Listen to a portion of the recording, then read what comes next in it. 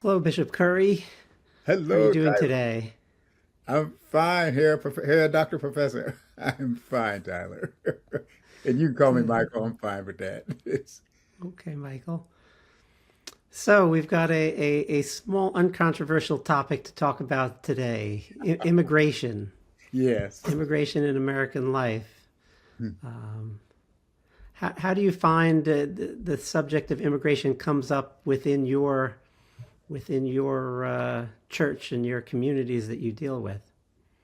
Well, it comes up in a multitude of ways. On the one hand, you've got our congregations, which tend to be reflective of whatever immigration, or of some immigration waves, almost by their nature to some extent, and then sometimes by intention, of the church reaching out to new communities of people that are emerging. And of course, the immigration of the Asian communities, immigration of Latin South American communities, immigration of African communities. I mean, there's a multitude of communities that are part of, I guess, what, since the mid '60s, since that really have, in large numbers, become part of kind of the American experiment, if you will. And for us in the Episcopal Church, in particular, immigration from the Caribbean has been a large one because a number of those countries, as well as some of the African countries, the folk were Anglican there.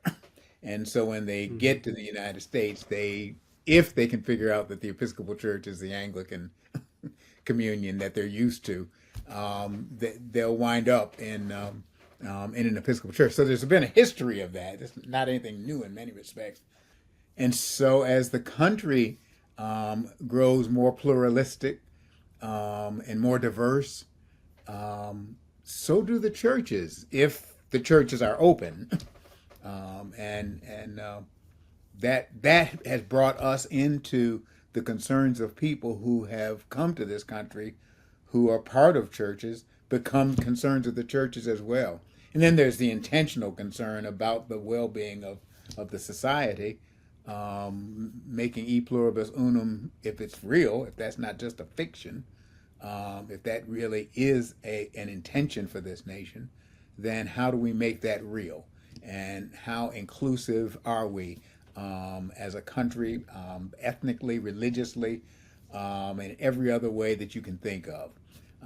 And if we believe in that, just as American citizens who happen to be Christian or happen to be whatever our faith community is, then we find ourselves in the midst of efforts to make e pluribus unum real and not just a pipe dream.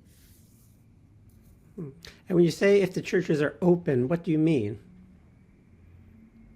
Well, both open in terms of welcoming, welcoming new people and different people who come from different cultures and come from different languages, at least in the first generations, different languages, and then doing what's needed to actually be welcoming and inclusive. That takes extra work. I remember when I was bishop here in North Carolina. I remember we had a congregation, a historically African American congregation, where many of the folk in that congregation years ago had been leaders in civil rights.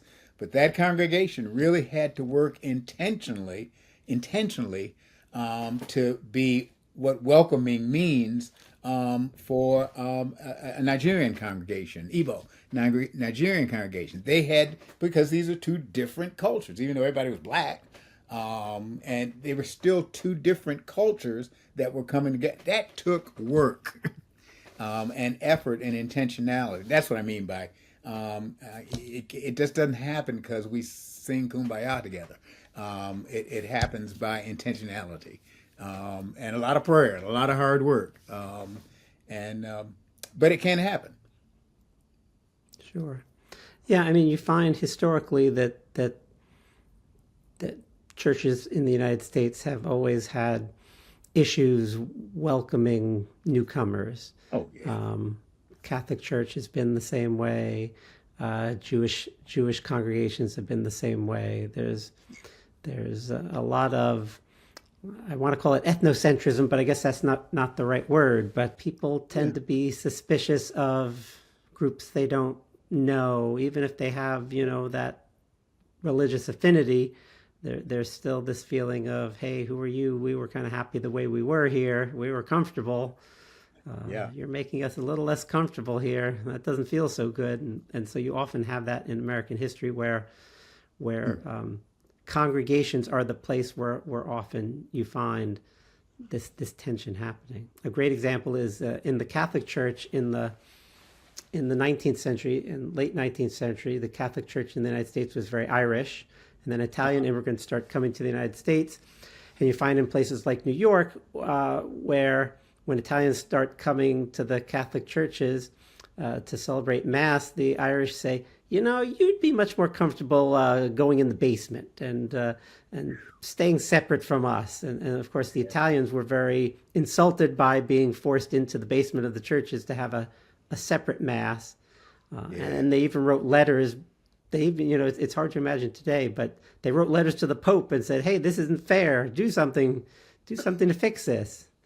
And the Pope himself didn't answer, but his cardinals answered and wrote back and said, yeah, and they said, you're right. This isn't fair. We're gonna do something about this. And they wrote to the Italian, the Irish leaders of the church in New York and said, you got to fix this. And you would think, knowing the reputation of the Catholic Church, that the New York leaders would obey, but they didn't. They just wrote back and said, "No, you don't understand. These are not your high class Roman Italians. These are low class Italians, and we won't have any Irish left in our churches if we let the Italians in." And so it became a big international struggle. And I imagine you can get similar things today, even in a church that isn't, say, as hierarchical as the Catholic Church. Yeah. This is human stuff. It really is. It's just basic human stuff, encountering the other, and sometimes and to be honest, one of the and it is part of my guess of the immigrant journey that when one community gets established, and sees itself as being established, at least in this country. I'm just talking about in the American context. It is concerned about other communities, whether they are varied or completely different ethnic groups, become a threat to their position in kind of the wider society.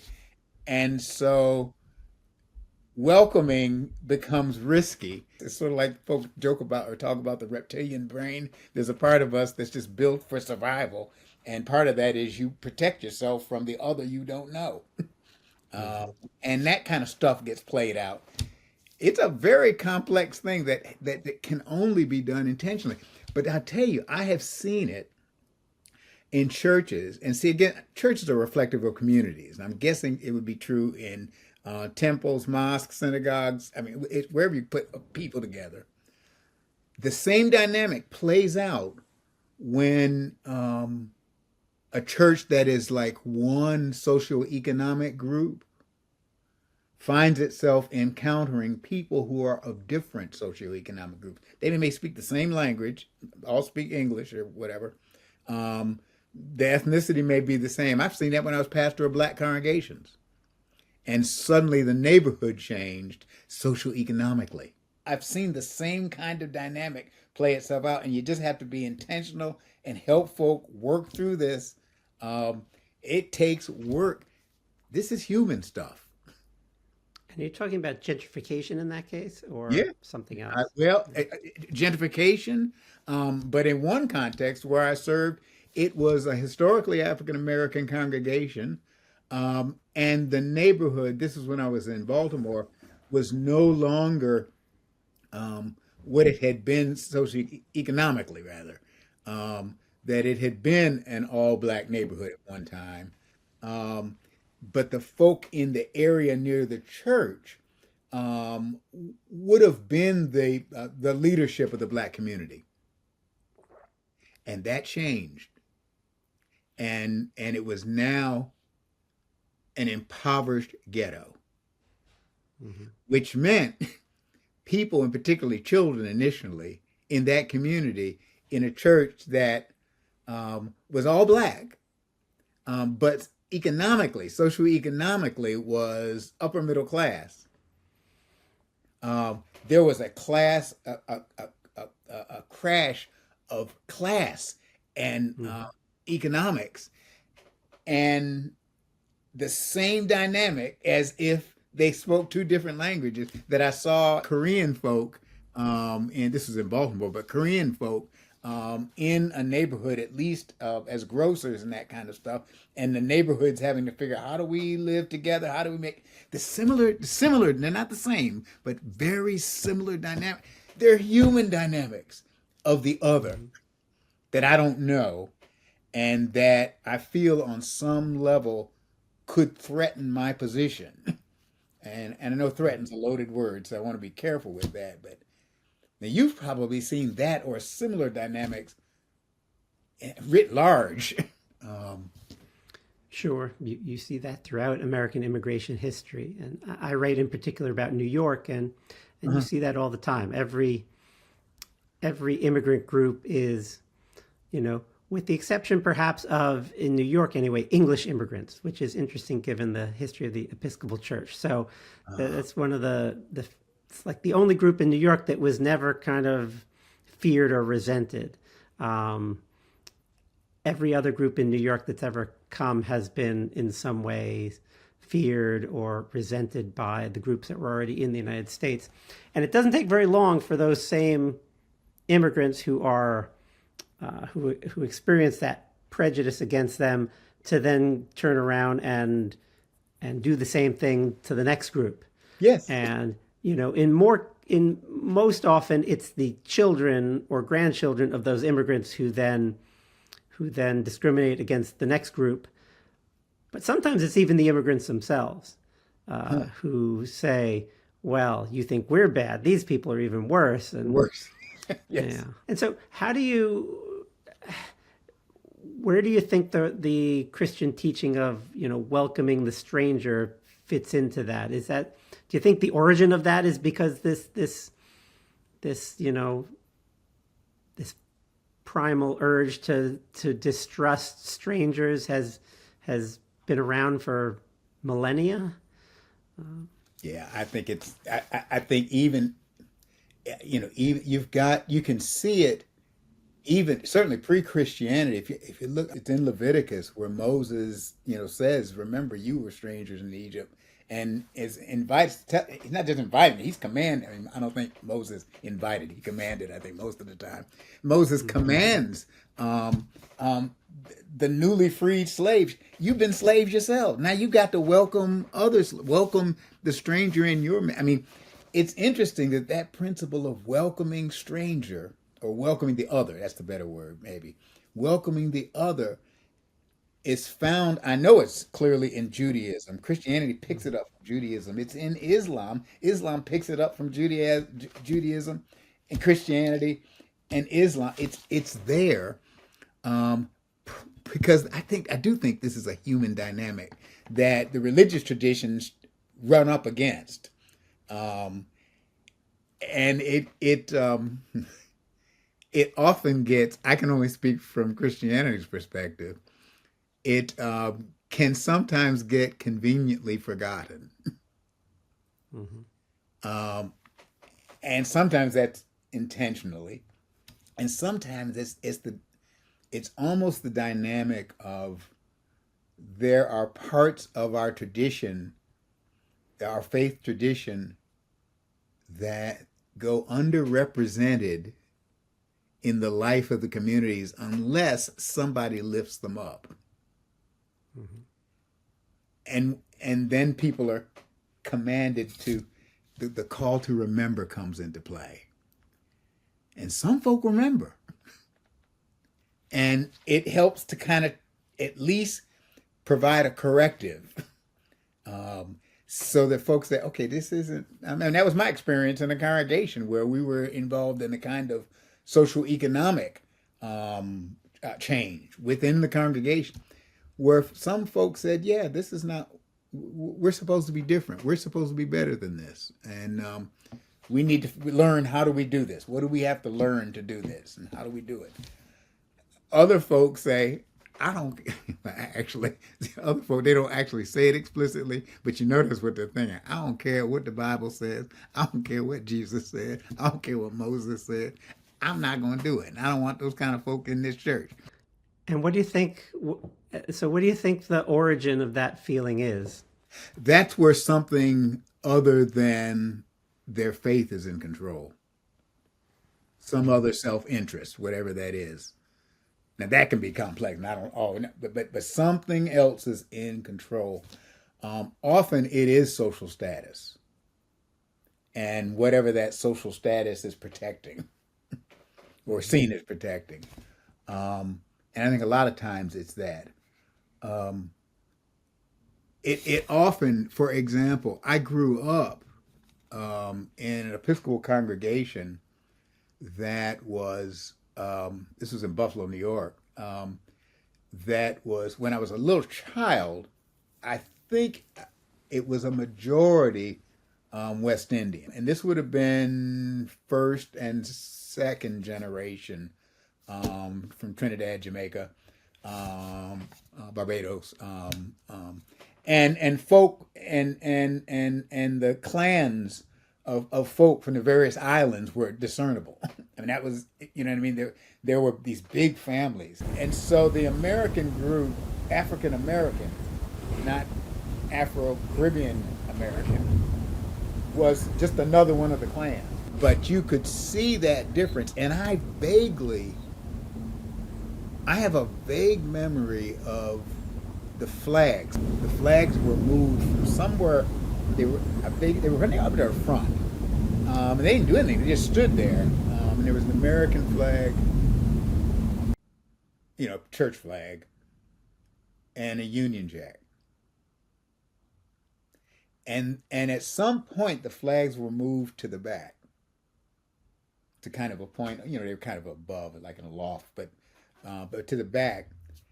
I don't know what went into that, but I've been in the business now as a clergy person. I know something happened. There was a decision that was made that while the flags could be an affirmation of where the different people come from and all that kind of stuff, they also could become a point of division. And so rather than just move all the flags and just put them, honor, respect them, but put them where they're not front and center. Let the altar and the pulpit be the front and center. You know what I mean? It was a liturgical decision with actual social consequences, and that was a theological decision. It really was. And my guess is that was not an easy decision. I'm sorry. I wonder though, when you mentioned what I would call status anxiety. You're talking about the anxiety that people have. I wonder how explanatory that is, since, right? So that makes sense for, like, say, an African American congregation in your case that's maybe less welcoming than they might be toward an immigrant group, and imagining that group could threaten their economic position, their jobs, and so forth.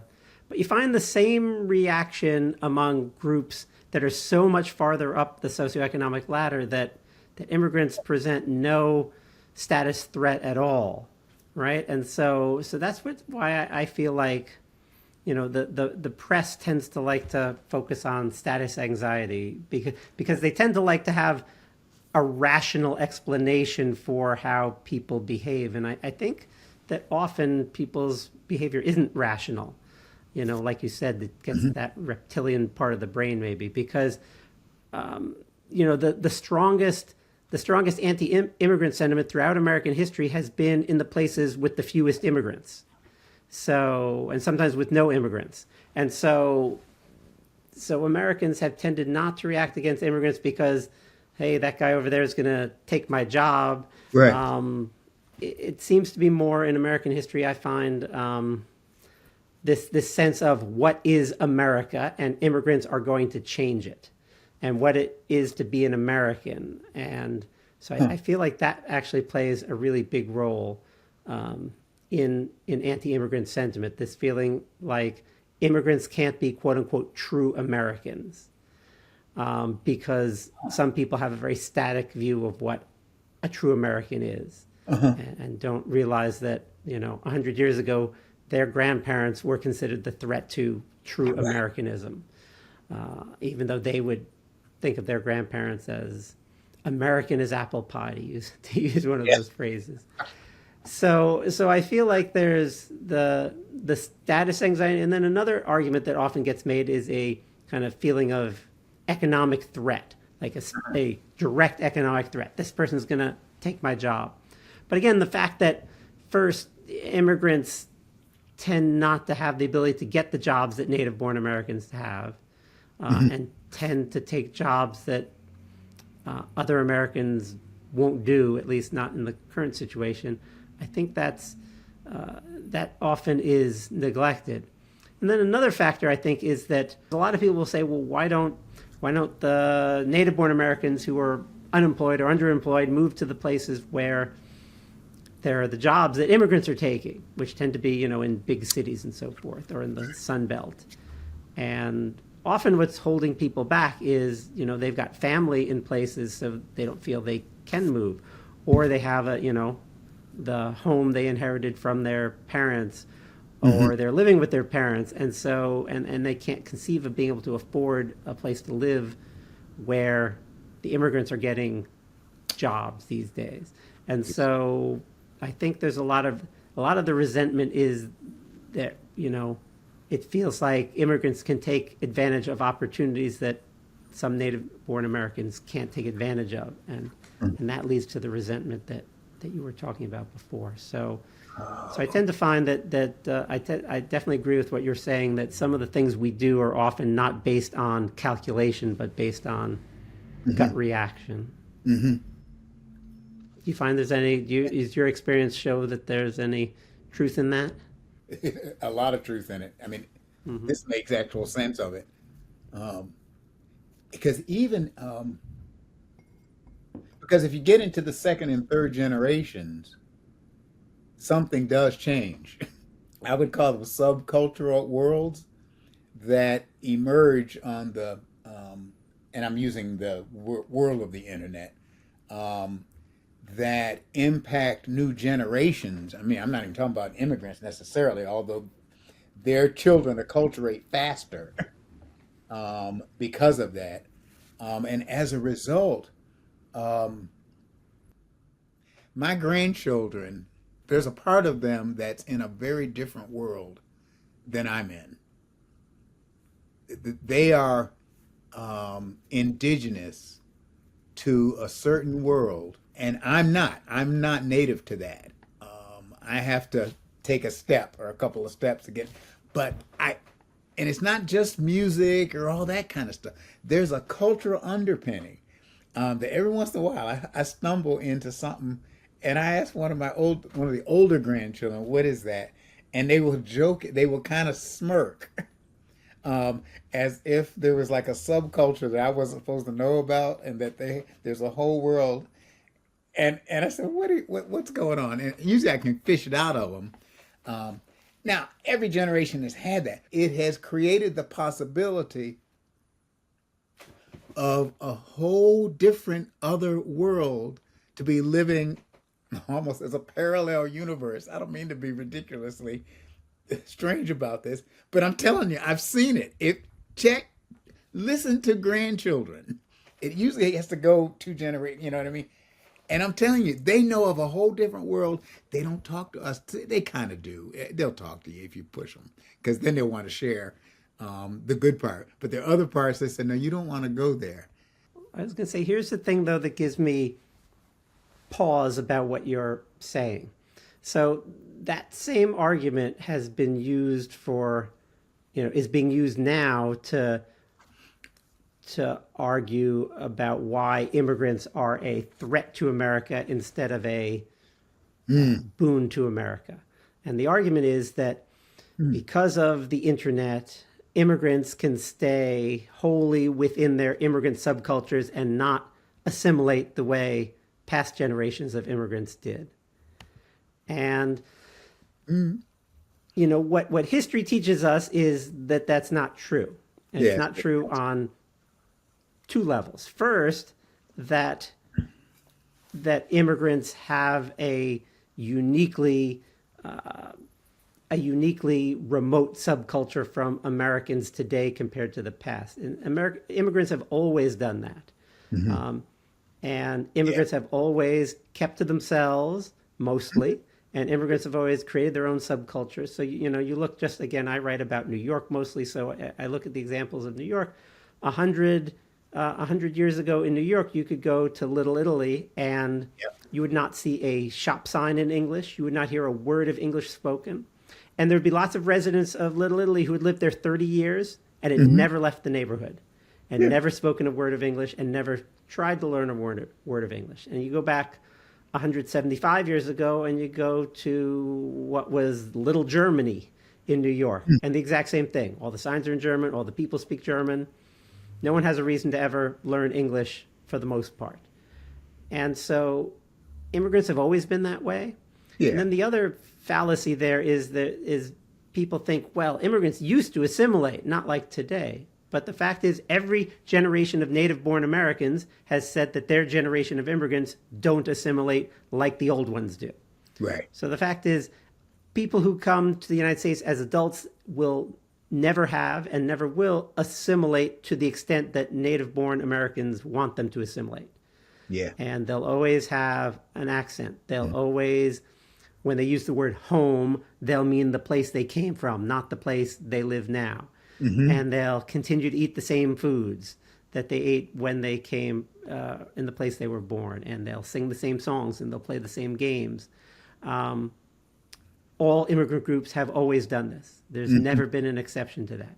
Now, are there exceptions within each immigrant group? Of course. There's some people who will embrace American culture more fully. Usually that's because they have some economic interest in doing so. They have an outward-facing business that maybe isn't within the immigrant community, and so they need to learn more about American culture to be able to impress their American-born customers. So I warn you against this feeling that what we have today is different than it's ever been before. So I feel like it's really important for people to understand that, the idea that today's immigrants are different and therefore more dangerous is very much a myth. And it's a very hard thing for a historian like me to over and over see these kinds of myths perpetuated. So I just thought I'd throw that in there. What are some other kind of myths? I mean, you know what I mean? That about immigrants, just as not any particular group, just. Sure. Well, I think one myth is often that today's immigrants are coming to the United States for different reasons than immigrants from the past. And for example, the idea that, well, immigrants come today because they want to get free social services, whereas my grandparents came in a day, before the New Deal, and they had to work for everything, and today's immigrants just expect handouts. First, it's not true that our grandparents' generation got no government handouts. That's not true. There was lots of government aid for immigrants back then, and in fact, it's the opposite. Today, there's a lot of aid to immigrants that is illegal, that was legal 100 years ago. So really, immigrants today can get fewer government services than immigrants 125 years ago. So that's one myth. And then another, I think, is the idea that, well, one of the big focuses today is illegal immigration. And why don't today's immigrants wait online like my grandchildren did, or my grandparents did? And, the main reason that immigrants don't, quote unquote, wait online is because there is no longer a line in any real sense. Yeah. So immigrants who came, the groups I write about in New York, Italian immigrants, Eastern European Jews, Irish, Germans, and so forth, there was no line for them to wait on. There was unlimited, unrestricted immigration. You just got on a boat, came to the United States, got off the boat, and you started your life in America. Today, and so the poor, who are the people who've always been the ones most to immigrate, right? Because they have the most to gain from coming to the United States. Although not the poorest of the poor, because the poorest of the poor couldn't afford to immigrate. Couldn't even immigrate. They couldn't afford to immigrate, right? Because when the Irish came to America, it was 5 weeks on a ship, 5 weeks, and they didn't give you food on the ship. You had to bring your own food.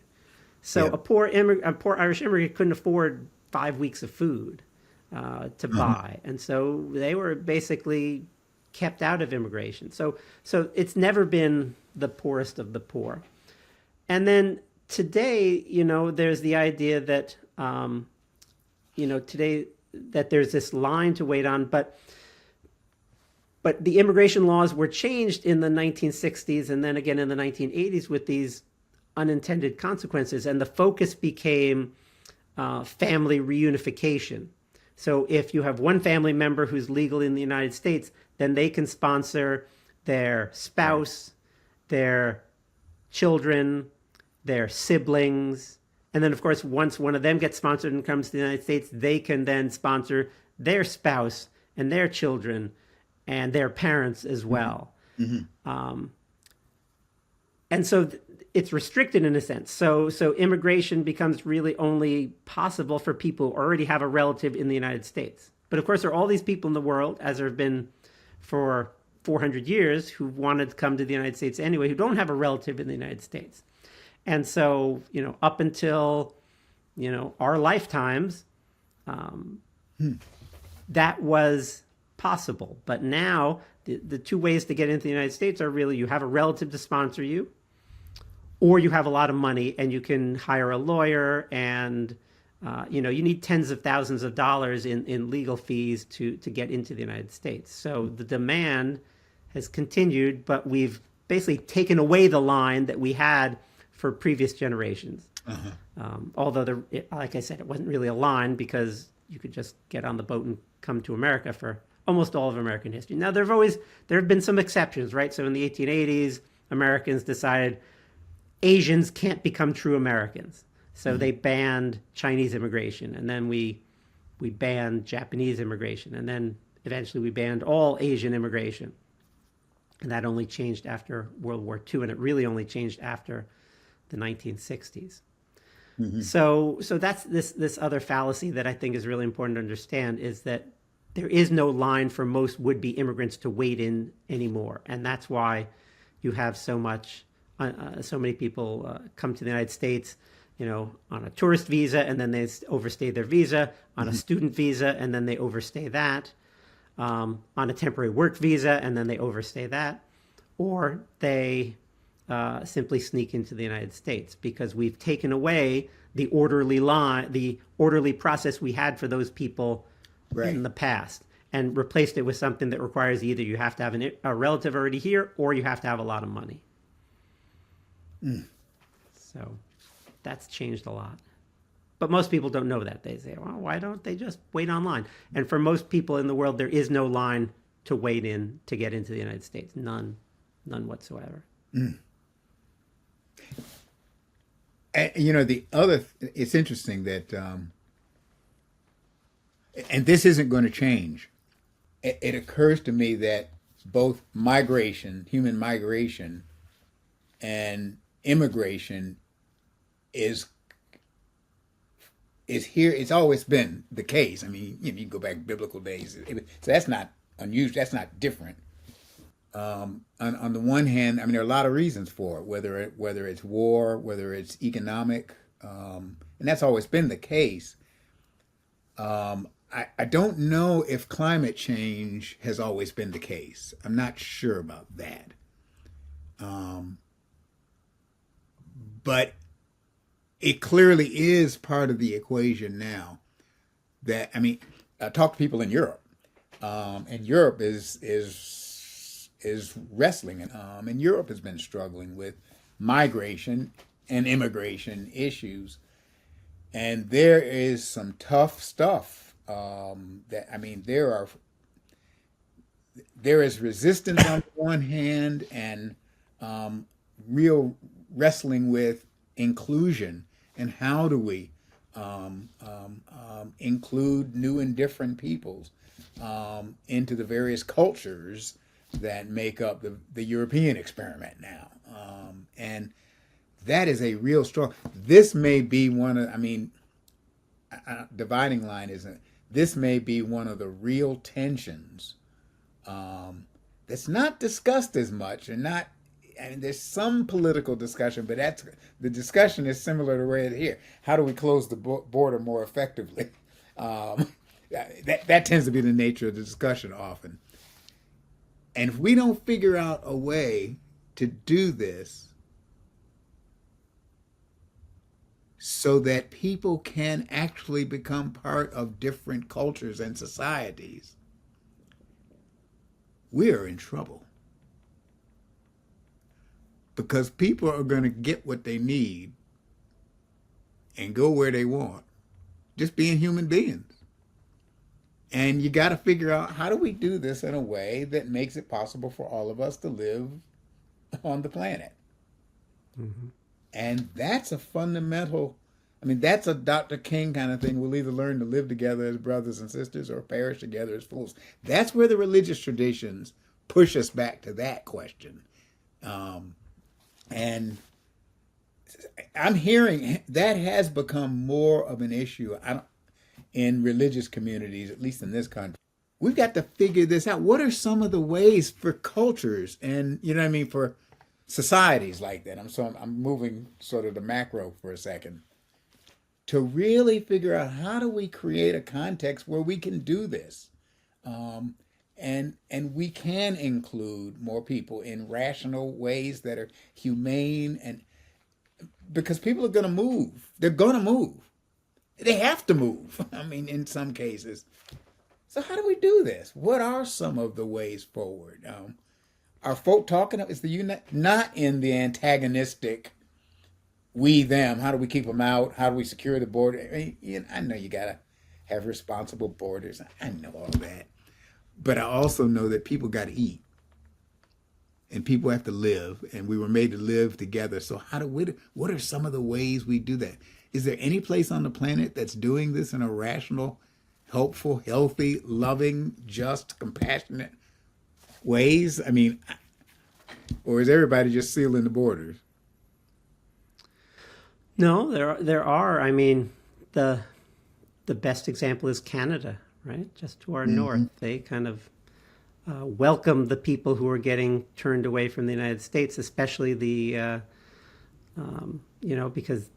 they've improved their tech sector by welcoming the immigrant engineers who power the AI and the internet and those kinds of things. And so it's been a big boon to Canada. And so, and that's one of the interesting questions is why, for example, Canada has a lot less ethnocentrism than the United States seems to have, which is odd because the United States is much less ethnically homogeneous than Canada is, really. Mm-hmm. And so, in part, I think it's a belief that Americans once had, actually, that they're so desperate might be a little extreme, but in a sense, desperate for workers that their position is going to be more liberal on welcoming immigrants than the United States. And that's been the case for a long time.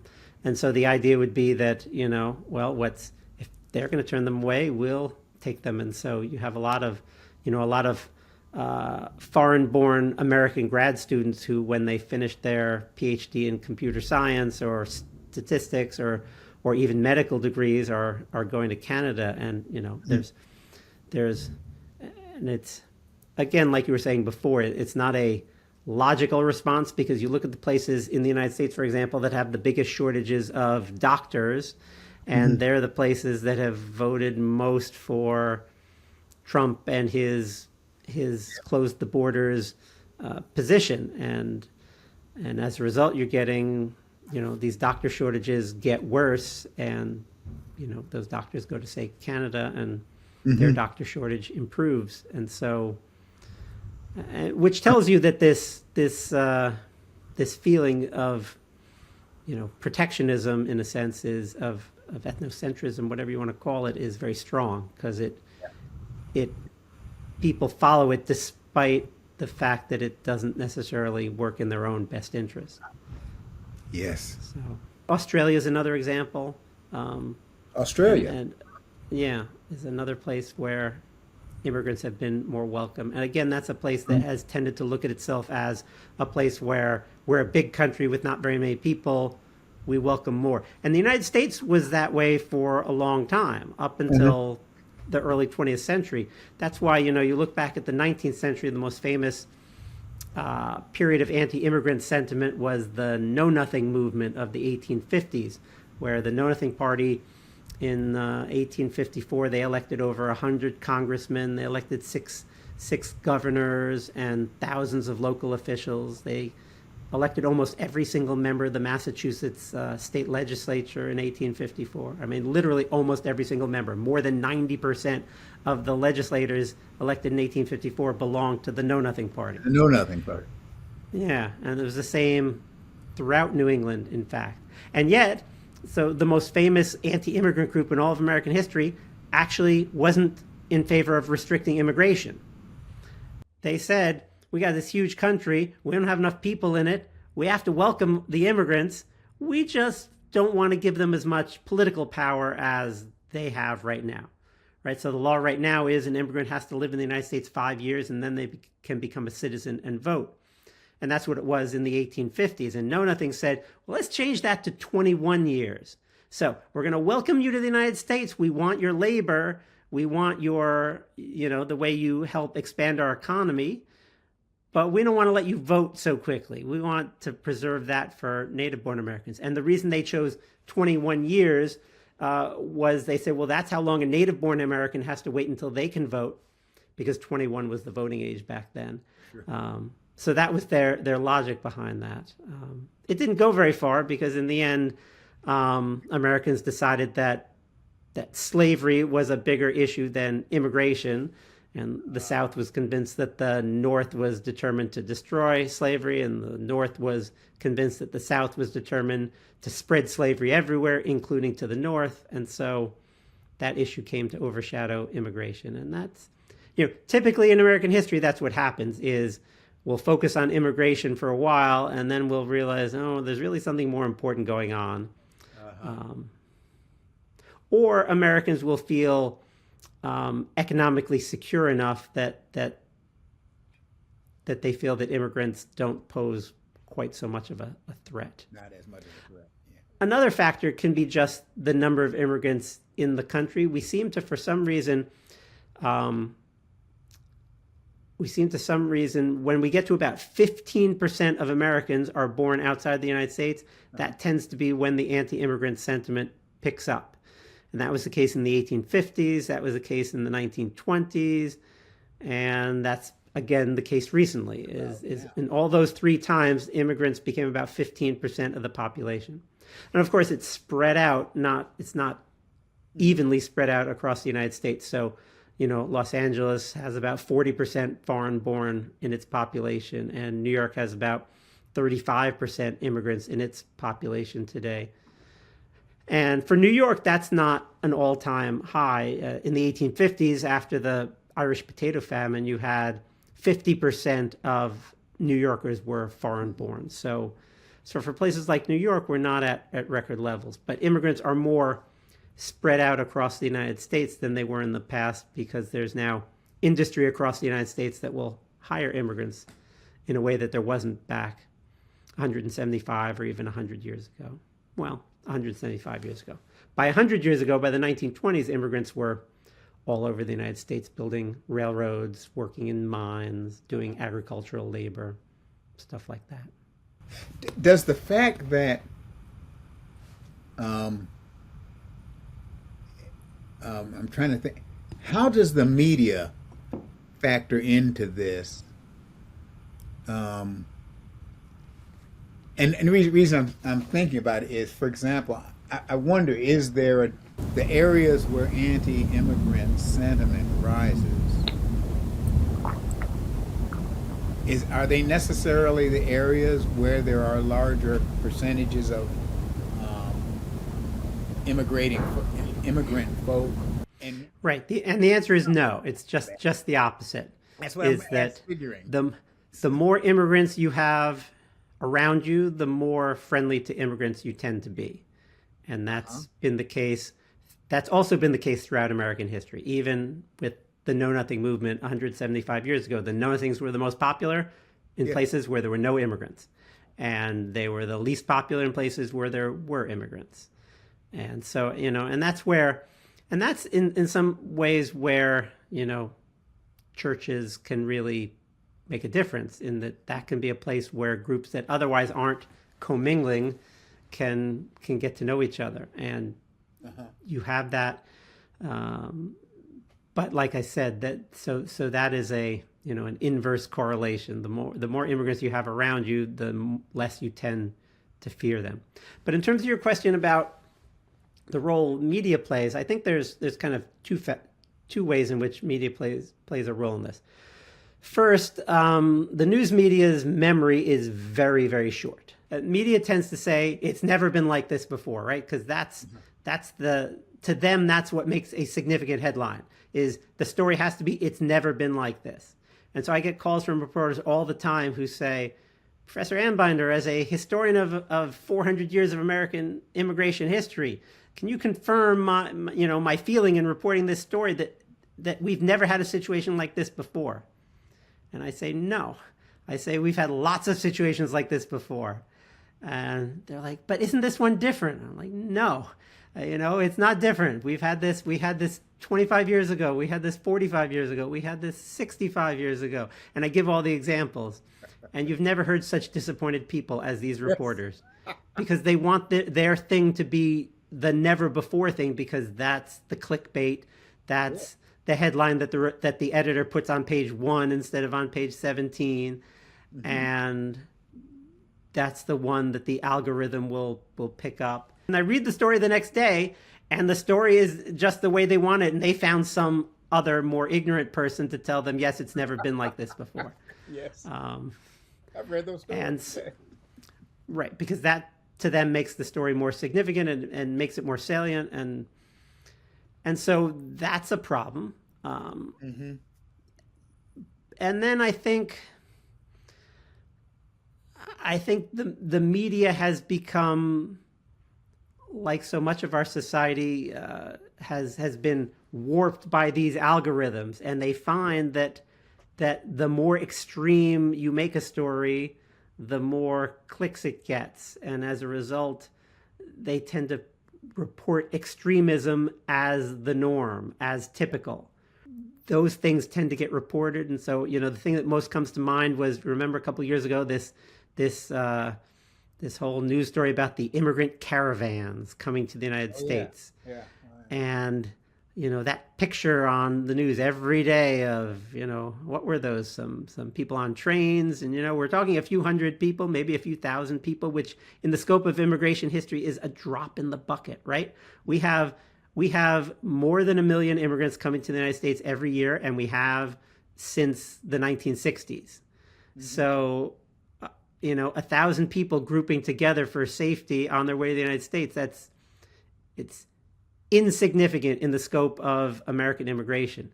But it was something you could do a video of it, and that video could go on Twitter, and it could go on CNN, and it played to people's paranoia and fear. And that's another way, I think, in which the news media helps perpetuate some of these myths and stereotypes. What you're describing, there is I do wonder if the proliferation of information, and I'm not just trying to, dump on social media and on the media. I don't really mean it that way.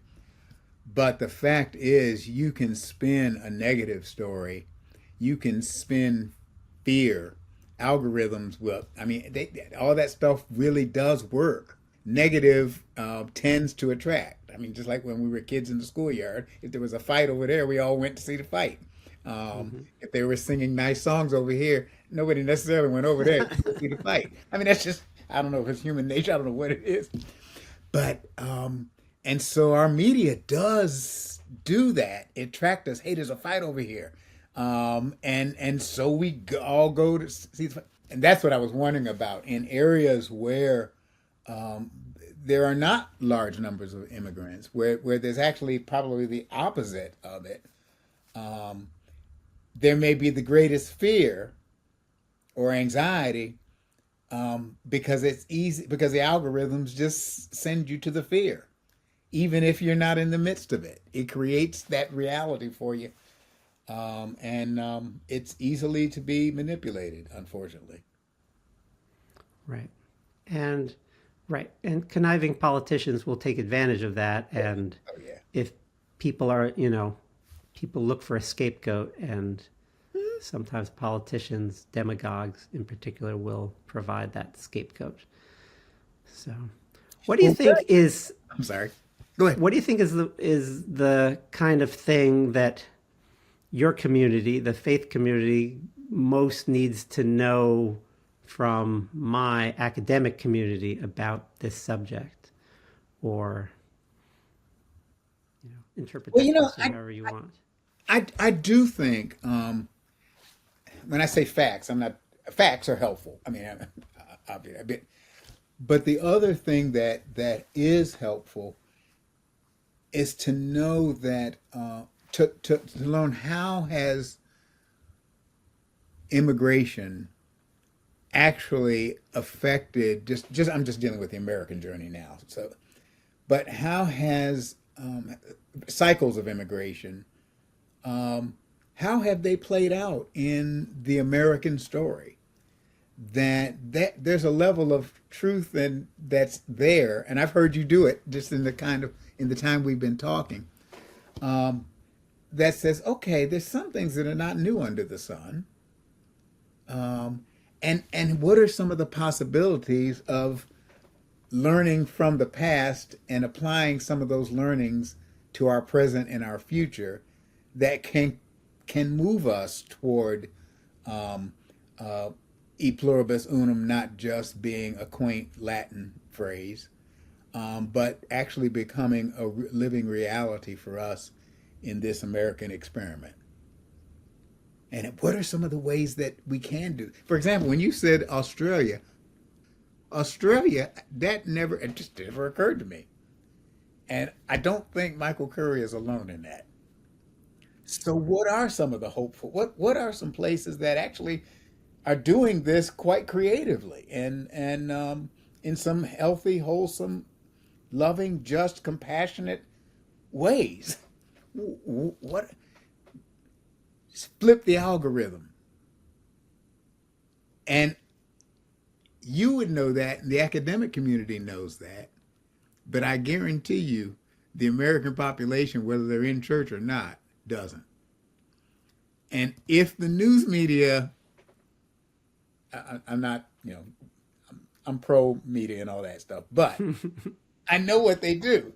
When they have good news stories, they're on the last 5 minutes of the 30-minute show, or it's on Saturday when nobody's watching them. Everybody's watching the football game or the baseball game or basketball. I mean, so that's, but how do we flip the algorithms in such a way that, and I think you have audiences in religious communities. There actually are, they're there. There are people who are there, and we do still have access to people. The other, and to take folk like you, I say folk like you, but really folk like you who actually know what they're talking about. It's not just all subjective stuff, and actually have some of the knowledge that really can help reshape some of folks' biases. That's an enormous gift if we can get it accessed. And I really do think the more the academic and community that understands what are some of the real trajectories of the history, what are some of the stories, I think there's an audience waiting to listen. But those communities, there are the more the relationship between the academic community and church communities could be enormous. That real there's an audience there. I'm telling you, the people are there, and they would pay attention.